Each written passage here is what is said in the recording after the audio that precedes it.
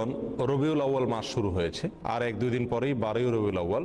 এই দিনটি উপলক্ষে গোটা বিশ্বের মুসলিমদের বিরাট একটি অংশ তারা নবী সাল্লাল্লাহু আলাইহি সাল্লামের জন্মদিবস উদযাপন করে থাকেন। আবার এর বিপরীতে আমরা অনেকেই এই জন্মদিবস উদযাপন করি না, ইসলাম বহির্ভূত একটি কাজ বলে আখ্যায়িত করি। তো এই নিয়ে একেবারে সাধারণ মুসলমানদের অনেকেই, যারা আসলে ইসলাম পরিষ্কারভাবে তাদের কাছে স্পষ্ট না, ইসলামের বিধিবিধানগুলো একেবারে ক্লিয়ার না, ইসলামের মূলনীতি সম্পর্কে যাদের খুব বেশি ধারণা নাই, তারা অনেকে ধোঁয়াশার ভেতরে পড়ে যান যে আমরা কোনটাকে সঠিক বলবো আর কোনটাকে ভুল বলবো। তো এই জন্য আজকে আমরা সংক্ষেপে কয়েকটি পয়েন্ট উল্লেখ করতে চাই। কেন আমরা ঈদে মিলাদুন্নবী এটাকে বিদআত বলি, কেন আমরা 12ই রবিউল আউয়াল নবী জন্মের আনন্দ উৎসব উদযাপন করাকে শরীয়ত বহির্ভূত বলি, এর সঙ্গে ইসলামের কোনো সম্পর্ক নেই এই কথাটি আমরা কেন বলি, তার 5-6টি কারণ আমরা আজকে সংক্ষেপে উল্লেখ করব। ওমা তৌফিক ইল্লা বিল্লাহ। সর্বপ্রথম ভূমিকা স্বরূপ যে কথাটি বলতে চাই সেটি হলো, আমরা অনেক মুসলমান আছি যারা মাশাআল্লাহ 5 ওয়াক্ত সালাত আদায় করি,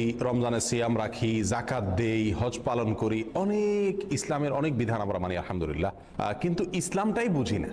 ইসলামটা কি এটাকে এক লাইনে যদি আমরা বলতে যাই তাহলে কোরআনে কারীমের একটি আয়াত চলে আসে। আল্লাহ সুবহানাহু ওয়া তাআলা বলেছেন, মা আতাকুমুর রাসূল ফাখুযুহু ওয়া মা নাহাকুম আনহু ফান্তাহু। তোমাদেরকে রাসূল যা দিয়েছেন সেটাকে ধরো, আর রাসূল যেটা নিষেধ করেছেন সেটা থেকে দূরে থাকো, বিরত থাকো।